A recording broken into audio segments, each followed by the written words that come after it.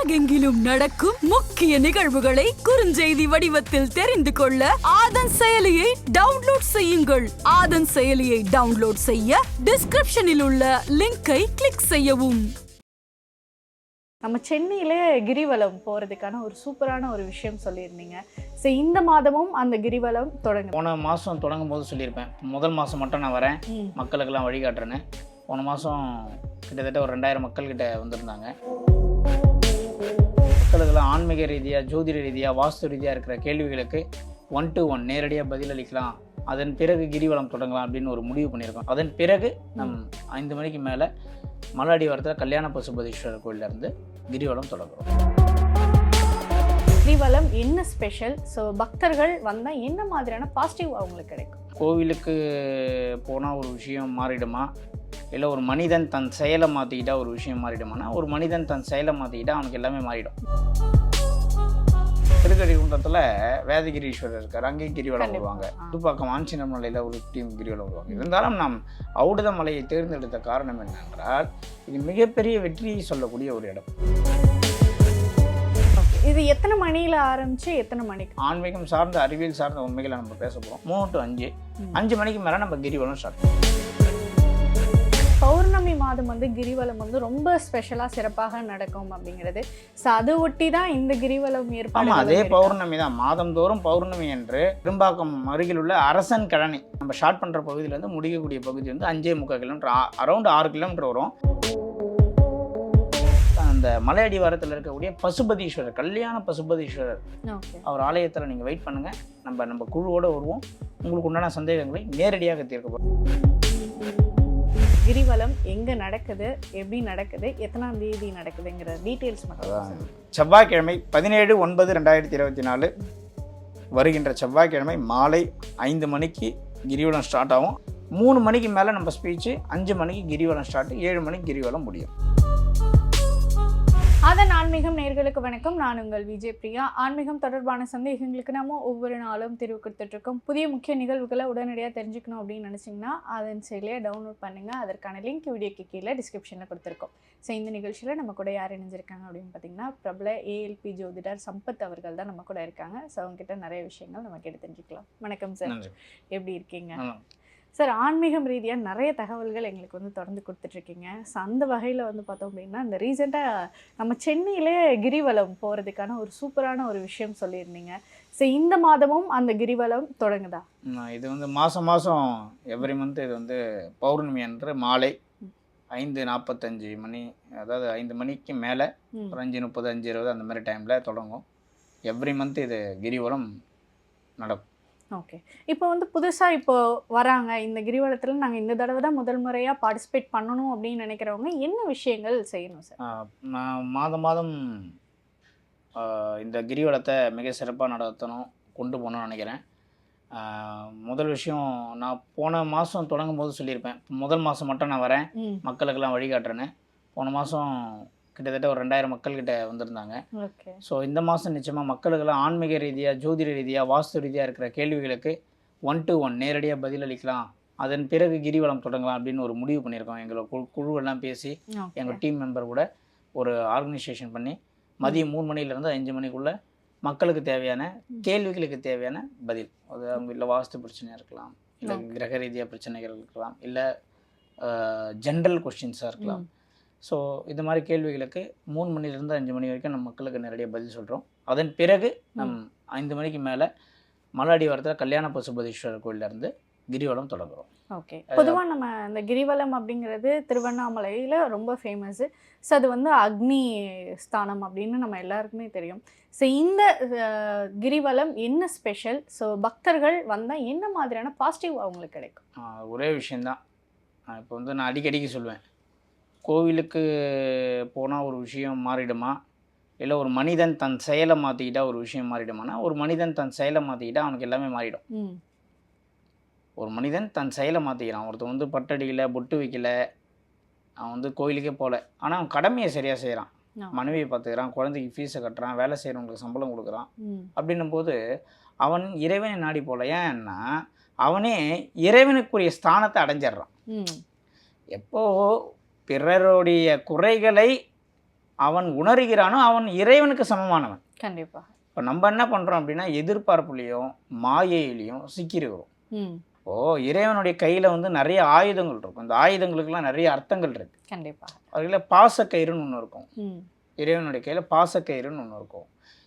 இந்த பாசக்கயிறுடைய அர்த்தம் எப்படின்னா இந்த மாயை வலையின் பாசம் எமோஷனல் என்ற ஒரு விஷயத்தில் வந்து ஒரு மனுஷன் மாட்டினாலும் செத்துருவான். புரியுதுங்களா? அதில் இருக்கக்கூடிய ஒவ்வொரு சிலைக்கு வந்து சிற்ப சாஸ்திரம்னு ஒரு சாஸ்திரம் இருக்குது. சாஸ்திரங்களில் நிறைய சாஸ்திரங்கள், சிற்ப சாஸ்திரத்தில் கையில் இருக்க சங்கு, கையில் இருக்க சக்கரம், கையில் இருக்க கத்திக்கு நிறைய விளக்கங்கள் நிறைய இருக்குது. இப்போ வந்து பார்த்திங்கன்னா இப்போது இந்த கிரிவலத்தை நாம் தொடங்குகிற காரணம் என்னன்னு கேட்டிங்கன்னா, ஒரு மனிதன் என்ன செய்யணும் அப்படின்றத கூட என்ன செய்யக்கூடாதுன்றத முதல்ல தெரிஞ்சுக்கணும். என்ன செய்யக்கூடாதுன்னு தெரிஞ்சுக்கிட்டாலே அவன் செய்ய வேண்டியதை ஆட்டோமேட்டிக்காக சரியாக செஞ்சிருவான். இப்போ என்ன செய்யக்கூடாதுன்னு அவனுக்கு கரெக்டாக தெரியணும் அப்படின்னா முதல்ல அவனுக்கு அந்த எண்ணம் தோணணும். நம்ம சரியான பாதையில் பயணிக்கிறோமா தவறான பாதையில் பயணிக்கிறோமா அப்படின்ற ஒரு எண்ணம் என்ன பண்ணணும்னா அவனுக்கு தோணணும். அந்த எண்ணத்தை உருவாக்கக்கூடிய இடம் அதுன்னு நான் சொல்லுவேன். இப்போ நம்ம எவ்வளோ மலைகள் இருக்குது, எவ்வளோ இருக்குது. இப்போ திருக்கழிகுன்றத்தில் வேதகிரீஸ்வரர் இருக்கார், அங்கேயும் கிரிவலம் வருவாங்க. இப்போ புதுப்பாக்கம் ஆஞ்சநேயர் மலையில் ஒரு டீம் கிரிவலம் வருவாங்க. இருந்தாலும் நாம் ஔடத மலையை தேர்ந்தெடுத்த காரணம் என்னென்றால் இது மிகப்பெரிய வெற்றியை சொல்லக்கூடிய ஒரு இடம். மிகப்பெரிய வெற்றியை சொல்லக்கூடிய ஒரு இடம். இந்த இடத்துல வந்து மார்க்கெட்டிங்கோ இந்த இடத்துல வந்து நம்ம ப்ரொமோட் பண்ணுறதுக்குலாம் ஒன்றும் கிடையாது. நம்ம எல்லாருக்குமே தெரியும் இந்த ப்ராடக்ட்லாம் நான் ப்ரொமோட் பண்ண மாட்டேன், அதை பற்றி நான் பேச மாட்டேன்னு. நம்மளுடைய வீடியோவை பார்த்துட்டு ஏதோ ஒரு மூலையில் ஏதோ ஒரு குக்கிராமத்தில் ஏதோ ஒரு புளிய மரத்து அடியில் ஒருத்தர் பார்த்து அவர் ஃபாலோ பண்ணி அவர் ஜெயிச்சு அவர் வந்து வெற்றி அடைந்தால் தான் நம்ம ஒரு வெற்றி அடைந்ததற்குண்டான ஒரு வெற்றியை நம்ம வந்து பார்க்க முடியும். அதனால் இந்த கிரிவலத்துக்கு வந்து கலந்துக்கிறவங்களுக்கு நிச்சயமாக மிகப்பெரிய அளவில் மாற்றம் ஏற்படும். அது சும்மா லேட்லாம் கிடையாது. ஒரு 10 வருஷம் கழிச்சு ஆகும், 5 வருஷம், இது எல்ஐசி மாரி 10 வருஷம் கழிச்சு வரும்லாம் கிடையாது. இது இம்மிடியட்டாக ரிசல்ட்டை கொடுக்கக்கூடிய இடம். காரணம் அந்த மலையில் இருக்கக்கூடிய வாஸ்து மிகப்பெரிய ஒரு மாற்றத்தை ஏற்படுத்தும் என்றதுனால்தான் நம்ம அங்கே சுற்றி பயணித்து அந்த மலையை சுற்றி அது மலை மேலே ஏறி அங்கே ஃபுல்லாக ஒரு நாள் இருந்து அதோடைய பலன் என்னவா இருக்கும்ன்றதை நாங்கள் யூகித்து அதன் பிறகு இந்த மலையை சுற்றி வந்தால் மிகப்பெரிய மாற்றம் ஏற்படும் நாங்கள் தெரிஞ்சுக்கிட்டு அதுக்கப்புறம் தான் மக்களுக்கு ரெஃபர் பண்ணுறோம். இது ஒன்றுமே நம்ம அனுபவிக்காத, நம்ம பார்க்காத, நம்ம உணராத ஒரு விஷயத்த நம்ம பொதுமக்களுக்கு கொடுக்க முடியாது. ஏன்னா நம்ம இருக்கிறது புதுத்தலம். ஆனால் இந்த மலைக்கு வந்து கிரிவலம் வரவங்களுக்கு மிகப்பெரிய ஒரு மாற்றங்கள் ஏற்படும். முன்னாடி நீங்கள் ஒரு கேள்வி கேட்டிங்கன்னா, ஏன்னா இந்த புதுசாக ஒருத்தவங்க வராங்கன்னா அவங்க என்ன கடைபிடிக்கணும் அப்படின்னா, நிச்சயமாக எந்த ஒரு ஆலய வழிபாடு இருந்தாலும் முன்னாடி பின்னாடி நான்வெஜ் சாப்பிடக்கூடாது. ஓகே. இன்னைக்கு நிறைய பேர் ஜோதிடர்கள் இருக்காங்க. ஆனால் ஜாதகம் எழுத தெரிஞ்ச ஜோதிடர்னு எடுத்திங்கன்னா 1000ல் 10 பேர் தான் இருப்பாங்க. ஜாதகம் நிறைய பேருக்கு இன்றைக்கி எழுத கூட தெரியாது. உண்மையிலே ஜாதகம் எழுதுகிற ஜோதிடர்லாம் போய் பாருங்கள். ஒரு நட்சத்திரம்னா நீங்கள் உங்களுடைய நட்சத்திரத்துக்கு முன்னாடி நட்சத்திரம் என்ன, உங்களுடைய நட்சத்திரம் என்ன, உங்களோட நட்சத்திரத்துக்கு அடுத்த நட்சத்திரம் என்ன, 3 நட்சத்திரத்தையும் எழுதுவாங்க. அதேமாதிரி உங்களுடைய கரணத்தை எழுதுவாங்க. இதெல்லாம் ஒரு சில கணக்குகள் இருக்குது. ஸோ எந்த ஒரு ஆலய வழிபாடு இருந்தாலும் முன்பின் கண்டிப்பாக நம்ம நான்வெஜ்ஜை நிப்பாட்டிடணும். அதில் எந்த விதமான மாற்றமும் கிடையாது. ஸோ அதேமாதிரி மேக்ஸிமம் பெண்கள் யாராக இருந்தாலும் சாரியில் வர்றது ஒரு சிறப்பு. ஓகே. இப்போ இதற்கு முன்னாடி போன மாதம் வந்து இதே இது கிரிவலம் வந்து நடந்ததாக சொல்லியிருந்தீங்க. ஸோ அங்கே கிட்டத்தட்ட 2000 பேருக்கு மேலே பக்தர்கள் வந்து கலந்துட்டாங்க. ஸோ அவங்க ஏதாவது உங்ககிட்ட பாசிட்டிவான விஷயங்கள் எங்களுக்கு இப்படி நடந்துச்சுன்னு ஏதாவது ஷேர்? போன மாதம் தான் நம்ம ஃபஸ்ட்டு தொடங்கியிருக்கோம். இந்த மாதம் வந்து 2வது மாதம். இப்போ இந்த மாதம் தான் மறுபடியும் நம்ம மக்களை நேரடியாக சந்திக்க போகிறோம். இந்த மாதம் சொல்கிற தகவலை தான் நம்ம அடுத்த மாதம் ரிசல்ட்டாகவே கொடுக்க முடியும். ஓகே. ஸோ அது இந்த மாதம் நேரடியாகவே நம்ம மக்கள்கிட்ட கேட்குறோம். அது நேரடியாகவே நம்ம ஷூட்டும் பண்ண போகிறோம்.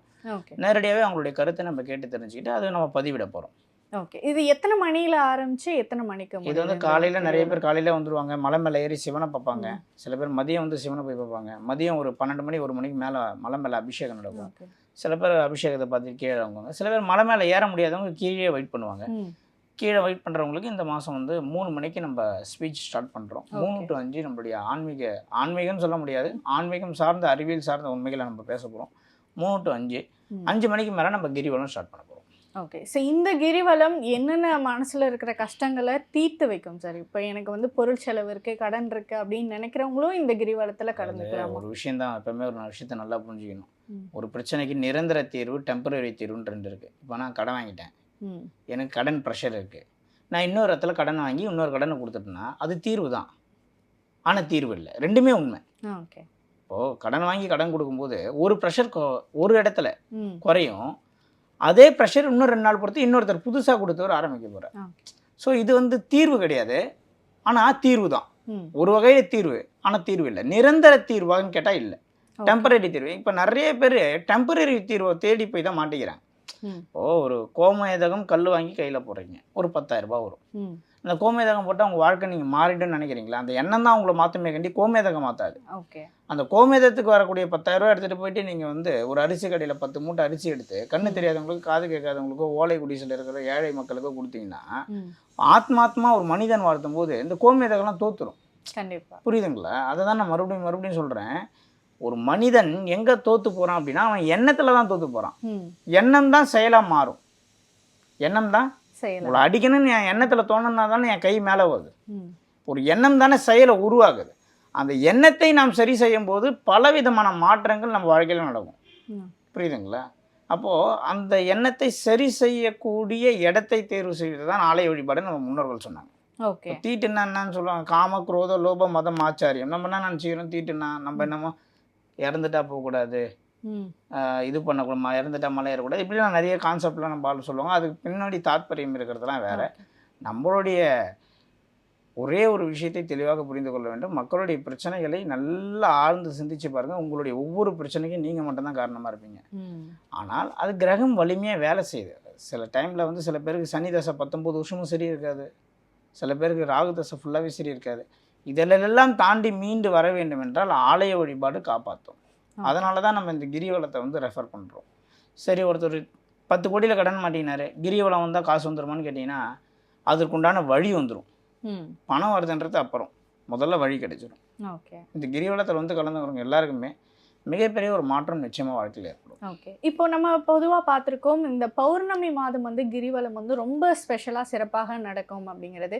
ஸோ அதை ஒட்டி தான் இந்த கிரிவலம் ஏற்பாடு. அதே பௌர்ணமி தான், மாதந்தோறும் பௌர்ணமி என்று மாலை 5 மணிக்கு கிரிவலம் சென்னை பெரும்பாக்கத்தை அடுத்த, அதாவது பெரும்பாக்கம் அருகில் உள்ள அரசன் கழனி, கரெக்டாக வந்து மேடவாக்கம், மேடவாக்கத்துலேருந்து வரவங்க அரசன் கழனி பஸ் ஸ்டாண்டில் இறங்கிடணும். பெரும்பாக்கம் சைட்லேருந்து வரவங்க பேக் சைடு மலை சைடு வந்துடலாம். நிறைய பேர் போன மாதம் வந்தவங்க மலைக்கு மேலே ஏறத்துக்கு 3 வழி இருக்குது.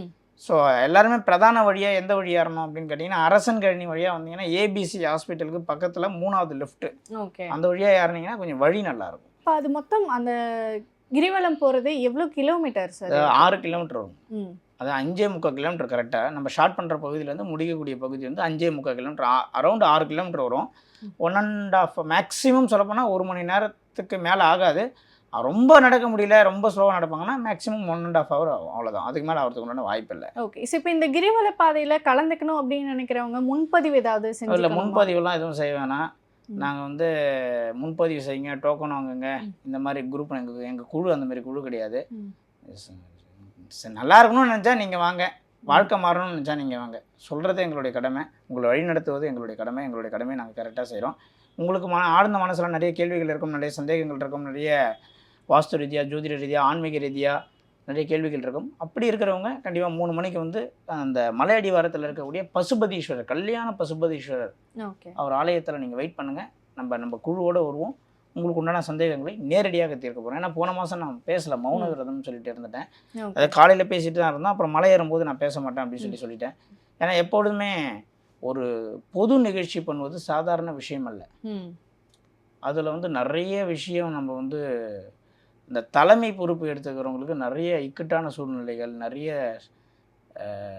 நெருக்கடியான சில சம்பவங்கள்லாம் அந்த காலகட்டத்தில் நடக்கும். நான் நிறைய கிட்டத்தட்ட ஒரு 10 வருஷம் மேலே பொது விஷயங்களில் நிறைய ஈடுபடுறதுனால தெரியும். அதனால் முதல் மாதம் கிரிவலம் மிக சிறப்பாக முடியும்னு சொல்லிட்டு நான் போன மாதம் பேசலை. ஆனால் இந்த மாதம் மக்களோட மக்களாக அவங்களுடைய கேள்விகளுக்கு விடை தரப்போகிறேன். ஸோ அதனால் நிச்சயமாக அனைவருமே வந்து கலந்துக்குங்க, கிரிவலத்துக்கு வாங்க. கிரினா மலை, வளம்னா சுற்றுதல். கிரிவலம்னா மலையை சுற்றுதல். எந்த மலையை போய் நீங்கள் சுற்றினாலும் அது பேர் கிரிவலம் தான். கண்டிப்பாக. நான் திருவண்ணாமலை போய் சுற்றினா கிரிவலம் கிடையாது. எந்த மலையை சுற்றினாலும் கிரிவலம் தான். இந்த மலையில் ஒரு வாஸ்து பிரச்சனை இருக்குது, நீங்கள் இந்த மலையில் சுற்றும் பொழுது உங்களுடைய வாழ்க்கையில் மிகப்பெரிய மாற்றம் நிச்சயமாக நடக்கும். அதில் எந்த விதமான மாற்றமும் இல்லை. இப்போ போன மாதம் கலந்து கொண்ட பக்தர்கள், ஸோ இந்த மாதமும் என்னால் சில உடல் ரீதியாக ஏதோ பிரச்சனையில் கலந்துக்க முடியாதவங்க கொஞ்சம் மனவேதையில் இருப்பாங்க.